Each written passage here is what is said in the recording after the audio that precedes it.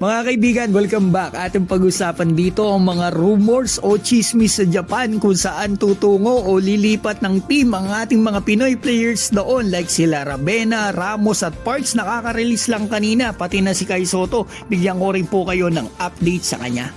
Una sa lahat mga kaibigan, ang pag-uusapan po natin dito ay mga balita mula Japan, mula sa mga social media post ng mga Japanese B-League fans. So dahil nga po mga kaibigan tapos na ang B-League season, sa mga teams na hindi nakapasok sa playoffs, kabilang na dyan ang mga teams ng mga players natin na nandoon. Unahin po natin ito si Kiefer Ravena na grabe ang nilaro this season sa Japan, sa team niya na Yokohama. Ang rumors po pala sa kanya, nakita ko base sa post ng hapon.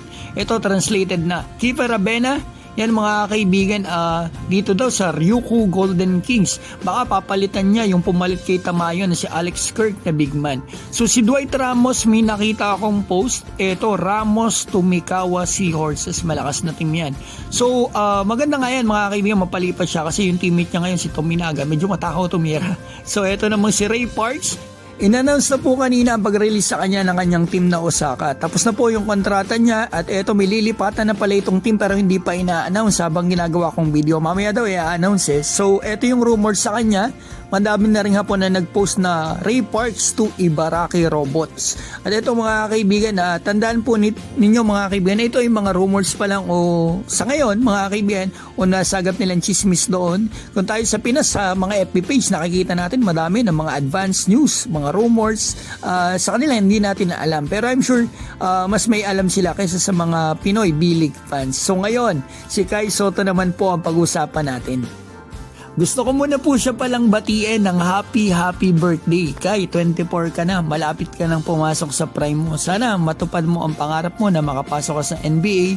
At alam ko na kaya mo yan, basta ituloy mo lang ang ginagawa mo. Mas lumakas ka talaga. Basta sana healthy ka at ilayo ka ni Lord sa mga injuries. So, ang balita po natin kay Kai, nasa Japan po pa rin siya hanggang sa ngayon. May events sila sa mga fans at sponsors.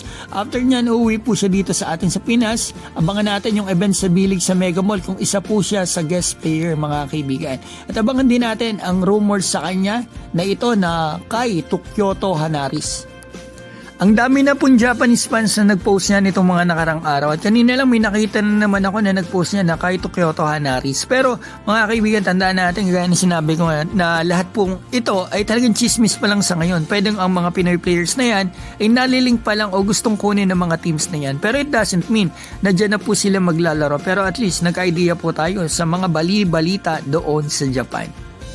Once again, happy birthday sa iyo Kai at binabati ko na rin, batiin ko na rin yun ng happy birthday Edith Doromal, Artur Publico, Aguerco Salvador, Mariano De La Torre, Eric De La Cruz, Jasmine De Vero, Kuya Doug, Santer Dex Hunter, Chris Buenaobra, Resty Eduarte, Robert Gercayo, Donsin Cobelino at Noel Go. So mga kaibigan, maraming salamat po.